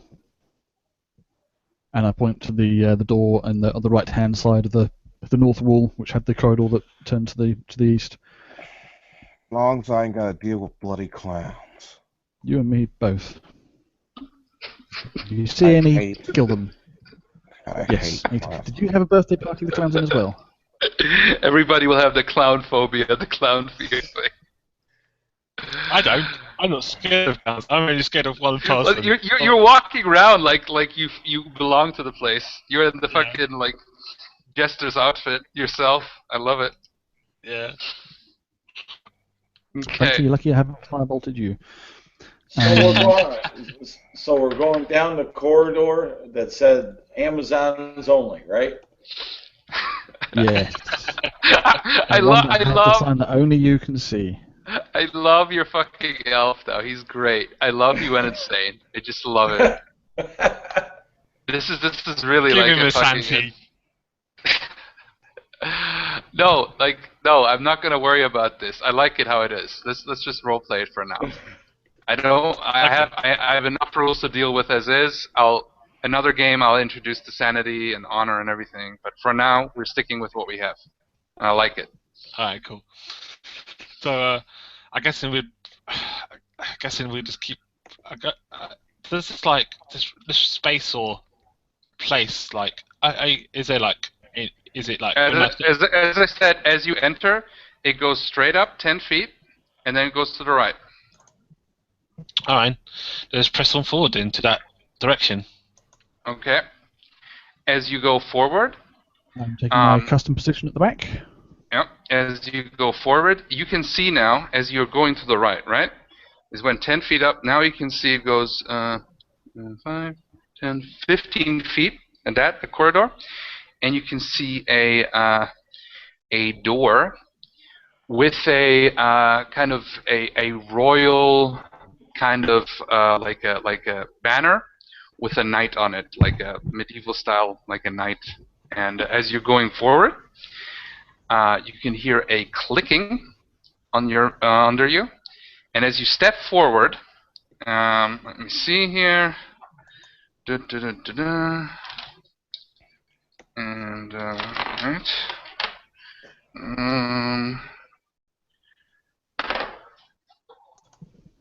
okay, 8 plus 11. What is your AC? My AC is 14. Okay, you're very lucky. Right under you, you heard the clicking.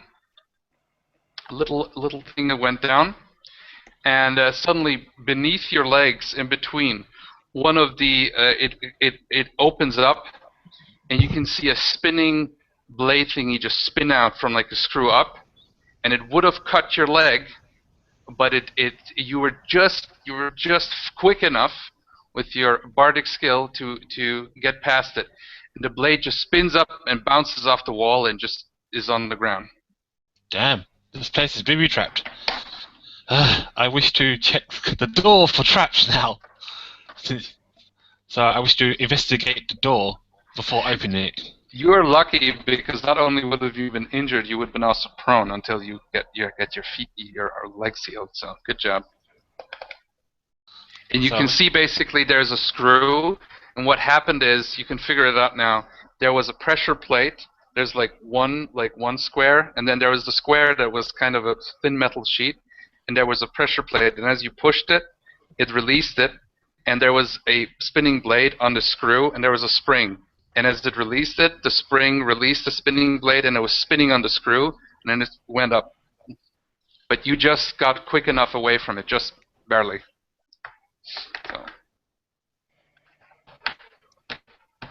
Okay, I got a 18 on investigation on this door to see if it's trapped.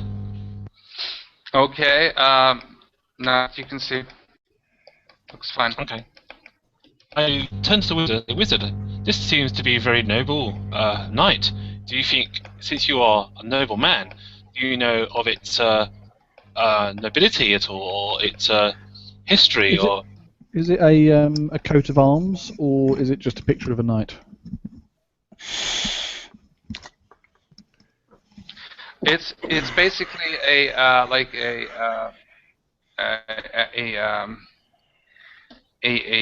basically where yeah, it's basically just a picture like a medieval style picture of a knight standing with a big two-handed sword.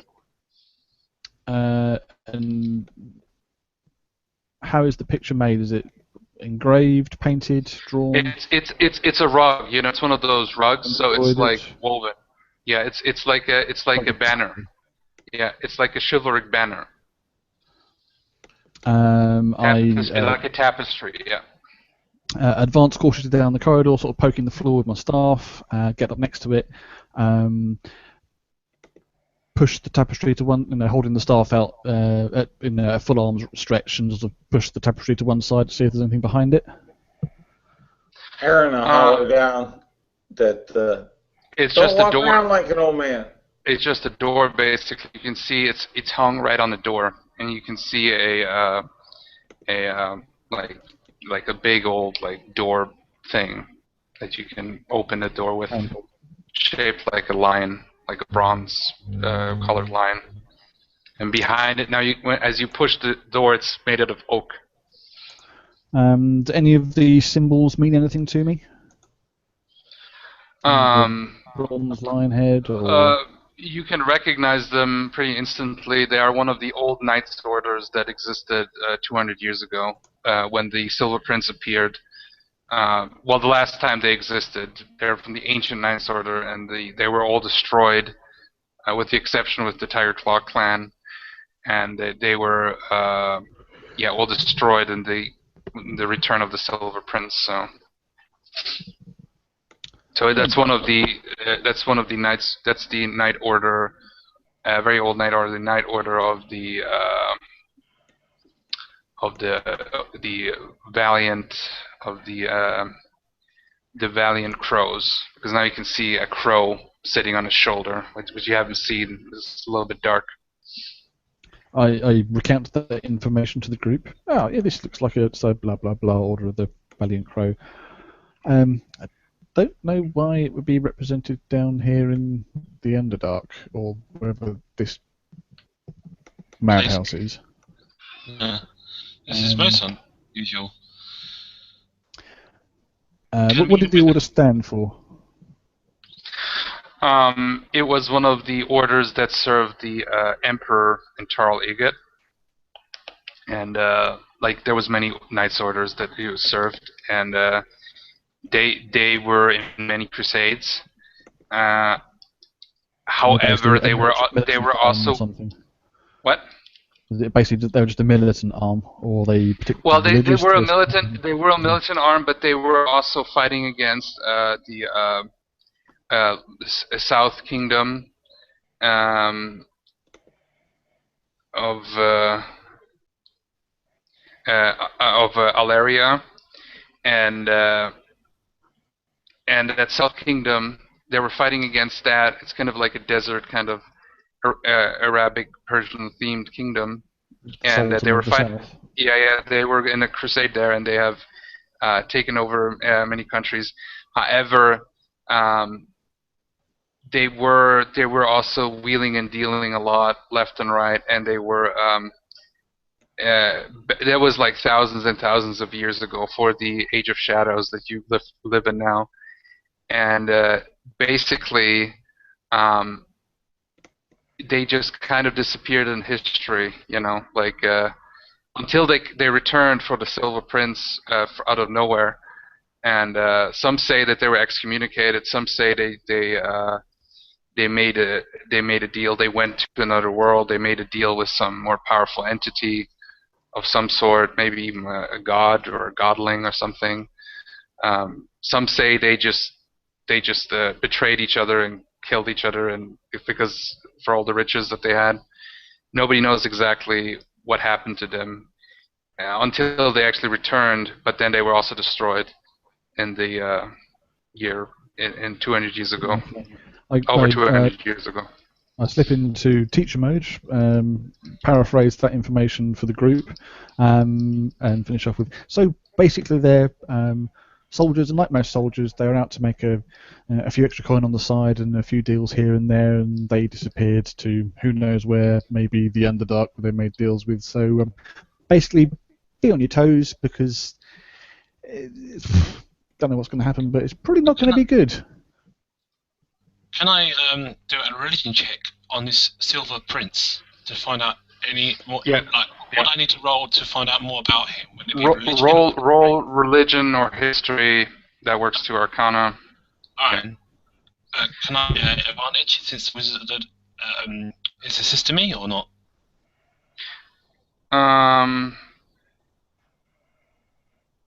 You can have advantage. Yeah, that's a known story. Okay. So religion, history. Sorry, 15, 16, 17, 18. 18 on advantage. Okay. How much? 18. 18. Well, yeah. There's a whole story. It's in connection with the very first campaign that I ran in this game. And basically, the Silver Prince was an ancient evil. Like I'm not going to say all the details, but basically, it was an ancient evil that existed, and he was banished through. He was fighting against a lot of the early kingdoms, and he was banished to the southern continent. And I cannot think of the name right now, and I apologize. I'll tell it to you later. The southern continent where he was banished, and to never to return and step on there, and nobody should go there, with the exception that they do send some of the most wickedest people to that place. And Australia? But yeah, kind of. Oh dear. Anyway, so and he was, but he made a deal with some devils, and he's thought to be either dead or destroyed or somehow. And he was defeated by one of the emperors with one of the most mythical swords and the golden sword of justice and the armor. And basically, it's a long story. I've written it down. I cannot think about it right now. But the point is that he was thought to be destroyed, but over 200 years ago, he reappeared in the guise that he's the new emperor, that he's the last surviving person of the emperor. For over 7,000 years, there hasn't been an emperor. Like the line of the emperors have died, and the world just descended into chaos, into small city-states and small countries squabbling over each other and warring over each other. And he reappeared, and it turned out that he wasn't the true emperor, and he was the Silver Prince. And the heroes, the clan of the Tiger Claw, they held together, and he did destroy the ancient temple of Taragat, but he was defeated by them, even though he had an army of devils on his side, including many pit fiends and who fought by his side. But yet most of the Tiger Claw clan died, except the person who would become Emperor Tai, who was the last emperor, who a lot of people call the false emperor, who then died also under mysterious circumstances. So, yeah. So that's I cannot. There's more details, but that's the gist of it. I opened the door, and bards know this because they have retold the story and everything. So it's alright, cool. So I opened this door, this noble door, and I walk cautiously, but investigate each and poke each step, knowing that there might be more traps down this way. Okay. So you can see a very nice room. It doesn't really fit the rest of the place that you've been, because this looks like a royal kind of medieval style looking room for a knight or a king or a prince. And you can see in the southern corner, you can see a nice big bed The room is not too big. It's about like 10 by 10, 20, 30 feet long. There's a fireplace in one of the ends. There's a suit of armor holding a sword standing there on a like a stand, right? There's a nice rug. There's a table. There's some tankards, torches burning, and on the bed, uh, there lies a person like covered up in royal garb, in very old looking royal garb. But you can see the person is actually dead. It's a skeleton, so Oh dear. you can see a book beside him. Alright, I shall approach the skeleton first and poke it with my short sword to see if it's animated. What are you poking at? I'm just poking it to see if it comes alive. What are you poking at? Poking the skeleton. Yeah, nothing happens. It's just like Okay, I go up to the armor and poke that and see if that comes alive. there's some dust that flies up and stuff. At the armor. You poke the armor, nothing happens. Alright. You said there was a book, Yeah. and was it on the bed or on a bedside table or something? Yeah, there's a bed table, like a little, where people put their bed stuff and everything. While Adria is poking stuff, I'll cautiously approach the bedside table and sort of peer at the book, and with mage hand, if there's no writing on the cover. Is there writing on the cover? Oh, there is writing, and it's written in an old dialect, but you can still read it. Of more older common, but you can still read it. It says the diary of Sir Vanamore. Interesting. And Sir Vanamore, he was the last leader of the Valiant Crows, and nobody knows many people. There might be some interesting knowledge and stuff inside of there. So I'll sort of flip open my my long coat and bring forth Poe, my raven familiar, who sort of does a quick circuit of the room and then lands on the four poster or on top of the helmet of the suit of armor or something. Yeah. Around the room, and I'll use Mage Hand to flip the cover open on the diary, and I'll sort of just idly start flicking through pages, not touching it with my real hands, but using Mage Hand to turn the pages as I lean on the staff to look at it and just have a flip through. And I read a few of the first few passages. And, you start reading it. You start reading it, but before you can really get into it, the armor starts moving. The rug starts moving. It suddenly takes a life on its own, and the sword starts flying, and the chest in the corner suddenly gets teeth and comes towards you. So everything starts alive. Like they even though you're not touching it, they're like, you do not disturb anything here. So roll initiative. Does Aaron see any of this happening?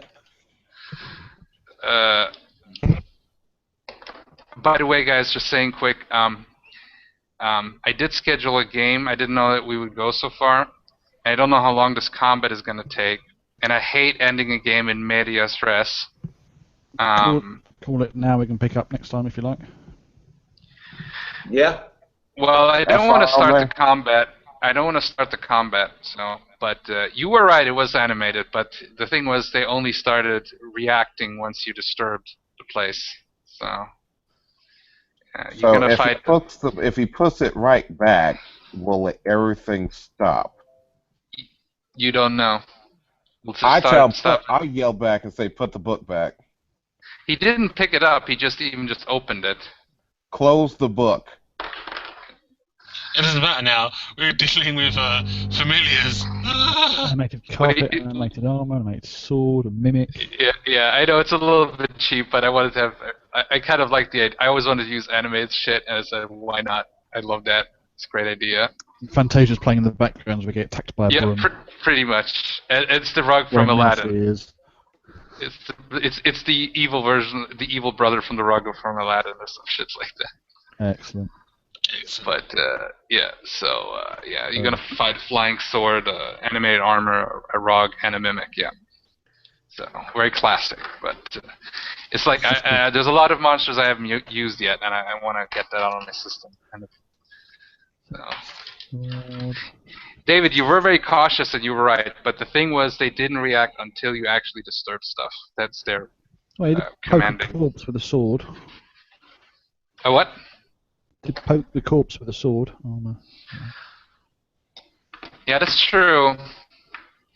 But no, wait. But maybe it was something else. Maybe they don't want you to read the book or something. Yeah. Well, I was gonna say I'll read the first couple of passages and I'll flip to the end and read the last entry. Okay, guys. Yeah, nice. And it says, "Gotcha. The master clown is here." I am the master clown. And I prepared so much shit, and it's like, anyway, I wanted to ask you, how do you like the adventure? I like it. Yeah, it's awesome. Yeah. At first, I thought we was in that. When we got to that room and the door disappeared, I thought we was in the Outlands. I thought, are we in the Outlands? I was like, oh, nice, yeah, Planescape. Yeah. Well, you're definitely you're not in Kansas anymore, for sure. Yeah. But where exactly in the multiverse and in what thing verse you have no the whole clue. thing is a pocket dimension. This whole circus is in a pocket dimension, isn't it? We went through that. The reason why I was looking for you can't even be sure if what you've seen from the astral plane is the astral plane at this point. And I was looking to see if there was the boss, to see if it was who I thought it was, but it wasn't. I didn't see it, so good thing. Yeah, if we saw her, we'd all be dead. Yeah. It's actually a villain that I created for another game. So, but, yeah, the I will not tell you. Is a nice one. I might steal that. Yeah. So it's going to be one of. I like bringing reoccurring NPCs and villains that are like kind of interdimensional, and they even other games because I like kind of reoccurring themes. So yeah, I'm building on that. Cool. What do you guys think of the Clockwork Purple Jester? He was cool. I liked him. He was good. He was a sorcerer wild mage. I always wanted to use a wild mage. That's why I was rolling for a random effect whenever he cast. Oh, was that the blanket invisibility? Yeah, the blanket invisibility, and then you were more vulnerable to piercing. And what was the other one? There was another one, I think. Yeah, but it was actually hilarious because he benefited from that because he didn't have to attack. He had to just. I thought I'm going to still be able to continue the spell, the Madness Crown, but you did a good job working together. And oh yeah. Note for the future: the Crown of Madness. The saving throw comes at the end of the victim's turn, not the beginning. Oh yeah. Oh sorry. Yeah. Sorry. I haven't used the spell yet. Yeah, cool. As I said, there's a lot of things I haven't done yet, so let me just figure out XP because I made this enemy like a character and modified some things. So I'm just gonna. He was level 4. Yeah. So 1,100. I will give you guys for good role playing an extra 200. And let me calculate what you guys got. So 1,300, and we're 4 this time. 325. Yep, you all get 325 XP. Damn. Need another 300. Well, the more it's easier, and you get a little bit less, So, although now you're 4, so. I'm not. 300 and what? 325. Yeah. So that trap was from a Grimtooth trap. So it's Yeah, that's a good book. Yeah, it's a nasty trap. But I like that now the traps have like an attack, so there's a chance for the trap missing based on your speed, even if you activate the trap. So and your armor, of course, and your AC in general. So I like that. That's a good idea. So with this trap, it was easy to narrate how it missed, basically. So Nice. So I'm gonna fuck around with traps. No worries, not gonna be traps on traps, but I like to sprinkle in a little trap here and there, just Traps all the to way down. just to like just to freshen up things, because fighting is cool, but I like to have a little bit of everything, too, because I think role playing should be a mix of things. At least that's what I think. I know that some people don't like traps and puzzles, but I like them. How do you like the nursery rhyming? Like I found these weird nursery rhymes. I was thinking I wanted to give him a weird element. Oh, cool, man. Awesome. Okay. Yeah, it was a nice, a very flavourful encounter. It was a good one. Thanks. Because I first thought that maybe he does riddles or something, but I said, well, we did riddles. Let's not repeat it all the time, like nursery rhymes, stuff like that. And I found like old nursery rhymes that were really macabre. So I was like, I yeah, got that's cool. 2,673. You need how much for third? 27. Oh, you still need 27? 2,700 for fourth level. Oh, okay. Already. Yeah, well, don't worry. There's still. I have actually prepared for today. I've over prepared because I still got every room was planned out. So, but now I have a full week, and I can work on that. Maybe expand it, or flesh it out, or like focus it, and yeah. Because now I have an idea I'm gonna with prep the my night game thing. for Sunday. See, Awesome. they're for Bard only, Amazon only. Anyway, I'll stop the broadcast now. Okay. Any final words, shout outs, things you want to do? No, just outside of just thanking you for your time and energy, and the I'm company humbled. and the company of great adventurers that will rise to the occasion and run down the trail very, very quickly together. In the opposite direction. I'm gonna make a scupper. So you take care, alright? Yeah. Awesome. Anybody else final words or? I got nothing after that whole spiel. I'm just like, thanks, and I'll see you next week. See you next week. Sweet. Indeed. Cool. Same bat channel, same bat time. För det mag op doen veel bestens.